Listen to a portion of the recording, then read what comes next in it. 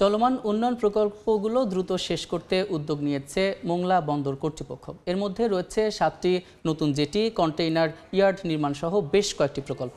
বিস্তারিত জানাতে বন্দর এলাকায় আছেন সহকর্মী মাহমুদ হাসান। সরাসরি চলে যাচ্ছি তার কাছে।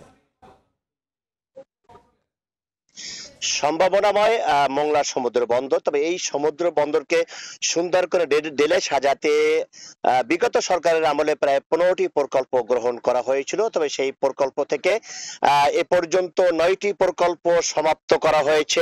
এখনো আরো 6টি প্রকল্প রয়েছে। সেই 6টি প্রকল্পের মধ্যে রয়েছে মোংলা বন্দর আধুনিক বর্জ্য এবং নিষ্কৃত তেল অপসারণ প্রকল্প, মোংলা বন্দরের জন্য সহায়ক জলযান সংগ্রহ, পশুর চ্যানেল ইরারবার dredging, upgradation of Mongla port, Mongla বন্দর চ্যানেল সংরক্ষণ ড্রেজিং এবং মোংলা বন্দরের দুটি জেটি, নূতন করে দুইটি জেটি নির্মাণের প্রকল্প কিন্তু এখনো চলমান রয়েছে।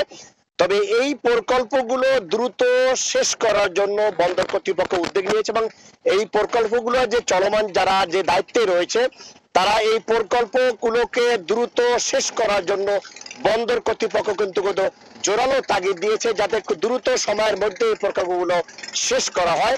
এছাড়াও কিন্তু বর্তমান সরকারের আমলে কিন্তু আরো নূতন প্রকল্প সংগ্রহ করা হয়েছে। সম্প্রতি একটি বড় প্রকল্প গ্রহণ করা হয়েছে, সেটি হলো মোংলা বন্দরের সংরক্ষণ ড্রেজিং, যেখানে 1538 কোটি টাকা ব্যয়ে এই প্রকল্প গ্রহণ করা হয়েছে। তবে বিগত সরকারের আমলে যে যতগুলো প্রকল্প গ্রহণ করা হয়েছিল তার মধ্যে 9টি প্রকল্প শেষ হয়েছে, আর বাকি যে 6টি প্রকল্প রয়েছে 6টি প্রকল্প সঠিক সময়ের মধ্যে সমাধান করা কিন্তু তাগিদ দিয়েছে বন্দর কর্তৃপক্ষ।